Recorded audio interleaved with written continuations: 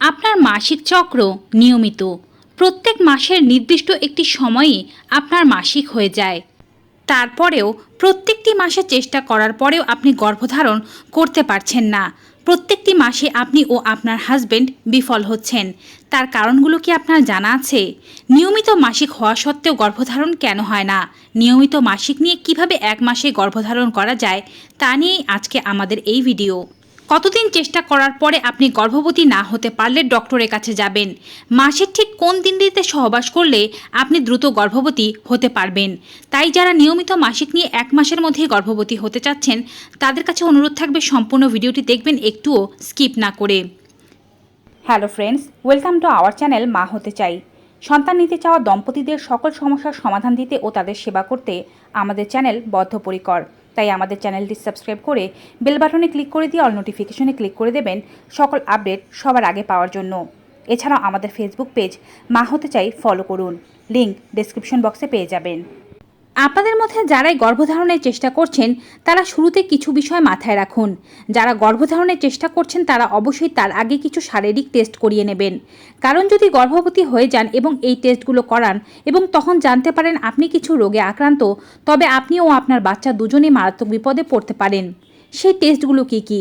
প্রথমত, আপনি গর্ভবতী হওয়ার আগে আপনার হিমোগ্লোবিন টেস্ট করে নেবেন। আপনার ডায়াবেটিস আছে কি না, আপনি উচ্চ রক্তচাপের রোগী কি না, আপনার থাইরয়েডের কোনো জটিলতা আছে কি না, এবং আপনার র্যান্ডম ব্লাড সুগার দেখে নেওয়া উচিত। এবং ডক্টরের পরামর্শ নিয়ে বাচ্চা নেওয়ার আগে থেকেই অবশ্যই আপনার ফলিক অ্যাসিড খাওয়া উচিত, যা গর্ভধারণের পর আপনার বাচ্চার মস্তিষ্ক বিকাশে সহায়তা করবে। অনেক মানুষ গর্ভধারণের জন্য চেষ্টা করছেন কিন্তু প্রত্যেক মাসে তারা বিফল হচ্ছেন। তারা ঠিক জানেনই না কেন তারা বিফল হচ্ছেন এবং মাসের কোন দিনটিতে তাদের সহবাস করা উচিত। আগে জানুন কোন বয়সের মানুষের কতদিন চেষ্টা করার পরে ডক্টরের কাছে যেতে হবে। আপনি একজন নারী হয়ে থাকলে আপনার বয়স যদি 35-এর নিচে হয়ে থাকে তবে আপনি 1 বছর চেষ্টা করবেন স্বাভাবিকভাবে গর্ভধারণের জন্য। স্বাভাবিকভাবে গর্ভধারণের চেষ্টা বলতেই বোঝানো হয়েছে কোনো প্রকারের প্রোটেকশন ছাড়া। এভাবে আপনি টানা 1 বছর চেষ্টা করার পরেও যদি স্বাভাবিকভাবে আপনি গর্ভবতী না হতে পারেন তবে ডক্টরের কাছে যাবেন। অনেকে 1-2 মাস বা 4 মাস 6 মাস চেষ্টা করেই হুট করে ডক্টরের কাছে গিয়ে বলেন যে তারা গর্ভবতী হতে পারছেন না। আপনার শরীরের কিছুটা সময় লেগে যায় গর্ভধারণের ব্যাপারটি নিশ্চিত করতে। শরীরকেও এটি বুঝতে হয় যে আপনি গর্ভধারণের জন্য চেষ্টা করছেন, তাই অবশ্যই 1 বছর চেষ্টা করুন। আর যদি আপনার বয়স 35 বছরের বেশি হয়ে থাকে সেক্ষেত্রে আপনি 6 মাস পর্যন্ত স্বাভাবিকভাবে চেষ্টা করার পরে ডক্টরের কাছে যাবেন। তার আগে ঘাবড়ে যাবেন না। আপনাকে এর মধ্যেও কিন্তু কিছু কথা মাথায় রাখতে হবে। মাসিকের সেই নির্দিষ্ট দিনগুলোতে সহবাস না করে সারা মাসেও যদি আপনি সহবাস করেন তাহলেও আপনার গর্ভধারণ হবে না। কারণ প্রত্যেক নারীর মাসের একটি নির্দিষ্ট সময় একটি ডিম্বস্ফোটন হয়ে থাকে, আর সে সময়ই সহবাস করতে হয়। তা না হলে 100 মাস চেষ্টা করেও কেউ গর্ভবতী হতে পারবেন না। অধিকাংশ দম্পতিরা এই বিষয়টি সম্পর্কে ভালোভাবে জানেনই না। আজকের ভিডিওটি দেখতে পারলে আপনারা সবই বুঝে যাবেন কিভাবে কি করতে হবে। অনেকের হাজবেন্ড বিদেশে থাকে বা কাজের সূত্রে বাইরে থাকে, তারা মাসের ওই নির্দিষ্ট দিনগুলোতে সহবাসই করতে পারেন না।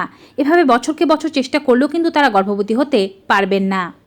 প্রথমে জেনে নিন আপনার মাসিক সাইকেল কত দিনের। মাসিক সাইকেল স্বাভাবিক বলতে আমরা একটা নির্দিষ্ট সাইকেলকে বুঝে থাকি।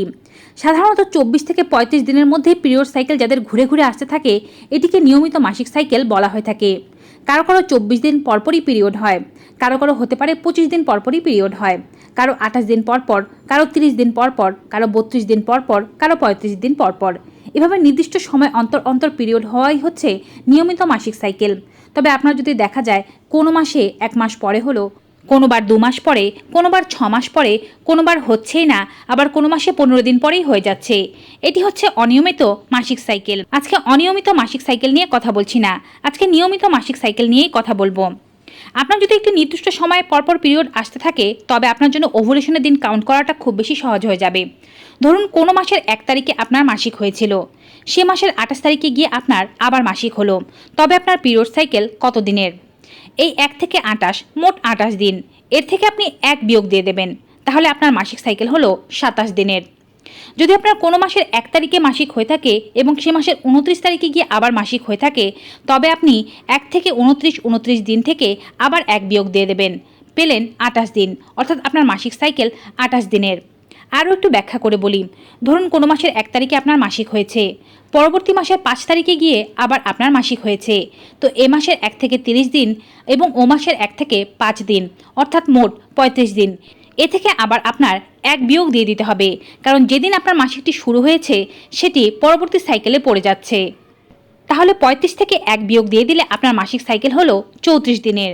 এভাবে হিসাব করতে গিয়ে দেখবেন কোনো মাস যদি 31 দিনের হয়ে থাকে তবে সেই 1 দিনটিও কিন্তু বাদ দেবেন না। এভাবে আপনি আপনার মাসিক চক্র কত দিনের তা সঠিকভাবে বের করে ফেললেন। যার যত মাসিক চক্রের দিন পেলেন, এবার তা থেকে আপনার ওভুলেশনের দিন বের করতে হবে।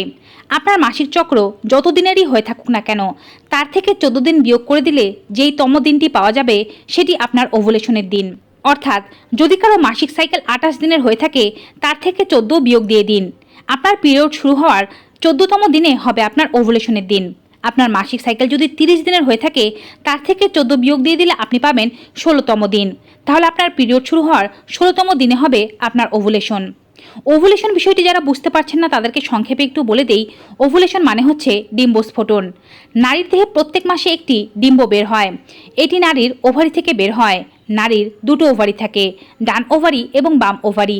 এই দুটো ওভারির যে কোনো একটি ওভারি থেকে বের হতে পারে। এটি আপনার মাসিকের মাঝামাঝি সময়ে বের হয়ে থাকে এবং আপনার ফেলোপিয়ান টিউবে 12 থেকে 24 ঘন্টা পর্যন্ত অপেক্ষা করে শুক্রাণুর জন্য। শুক্রাণুর সাথে যদি মিলিত হয় তবে আপনি সে মাসে গর্ভধারণ করতে পারবেন, আর যদি মিলিত না হয় তবে গর্ভধারণ করতে পারবেন না। আবার পুরুষের শুক্রাণু নারীর দেহে 3 দিন পর্যন্ত বেঁচে থাকতে পারে। তাই আপনি যদি আপনার ওভুলেশনের দিনটি কাউন্ট করে বের করে ফেলতে পারেন, তবে সেই ওভুলেশনের দিনটি সহ তার আগের 5 দিন এবং পরের 5 দিন, একদিন বাদে একদিন সহবাস করতে পারলে গর্ভধারণের ব্যাপার নিশ্চিত হয়ে যাবে। এবারে আসি আগের কথায়। আপনার মাসিক সাইকেল যত দিনের তার থেকে 14 বিয়োগ দিয়ে দিলে আপনি আপনার ওভুলেশনের ডেটটি পেয়ে যাচ্ছেন।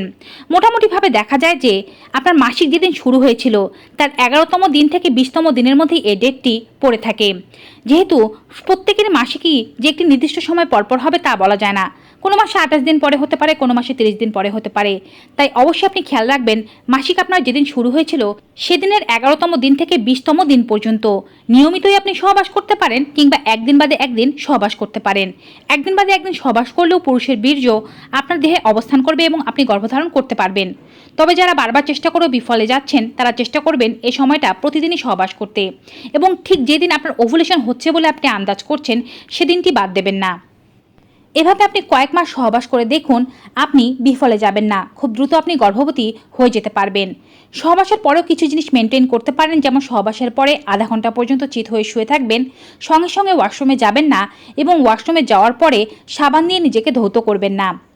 এছাড়াও ঠিক একই সাইকেলটি কিন্তু আপনার বাচ্চা না নেওয়ার ব্যাপারেও সাহায্য করতে পারে। ধরুন যারা বাচ্চা না নেওয়ার জন্য কোনো পদ্ধতি ব্যবহার করতে চাচ্ছেন না, শুধু পিরিয়ড সাইকেলটিকেই ফলো করতে চাচ্ছেন, তারা তাদের ওভুলেশনের দিনটিকে কাউন্ট করে ফেলতে পারলে ওভুলেশনের দিন থেকে আগের 5 দিন এবং পরের 5 দিন প্রোটেকশন ছাড়া সহবাস করবেন না। এছাড়া পুরো মাসই প্রোটেকশন ছাড়া সহবাস করতে পারেন। বাচ্চা হবার কোনো সম্ভাবনা থাকবে না। অনেকে আবার মনে করে থাকেন যে পিরিয়ডের সময় সহবাস করলে নাকি বাচ্চা হয়। এটি সঠিক কথা নয়। পিরিয়ডের সময় যদি সহবাস করেন তবে বাচ্চা হওয়ার চান্স নায়ের বরাবর। আশা করছি আজকের এই ভিডিওটি আপনাদের কাছে ভালো ও উপকারী মনে হয়েছে। বেশি বেশি সকলের সাথে শেয়ার করবেন, যারা মা হতে চাচ্ছেন তাদেরও সাহায্য করবেন। বিদায় নিচ্ছি। সবাই ভালো থাকুন, সুস্থ থাকুন। Good bye and take care.